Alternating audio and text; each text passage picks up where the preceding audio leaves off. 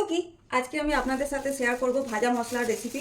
ভাজা মশলা আমরা মোটামুটি সবাই বাড়িতে বানিয়েই রাখি, তো আমি কিভাবে বানাই সেটাই আপনাদের দেখাবো। তো ভাজা মশলা বানানোর জন্য আমি প্রথমে দিয়ে দিচ্ছি 50 গ্রাম গোটা জিরে, গোটা ধনে, গোটা মৌরি 50 গ্রাম, আর আমি যতটা ঝাল দেব সেই মতো দেব শুকনো লঙ্কা। শুকনো লঙ্কার গোটাগুলো ছাড়িয়ে নিচ্ছি, দিয়ে দিলাম। আর দেব হচ্ছে তেজপাতা। তেজপাতাটা একটু ফ্লেভার অ্যাড করবে, গন্ধটা বেশ ভালো লাগবে, সেই জন্য দিচ্ছি। অনেকে আবার এটাতে গরম মশলা দেয়, আমি দিই না, আমার ভালো লাগে না।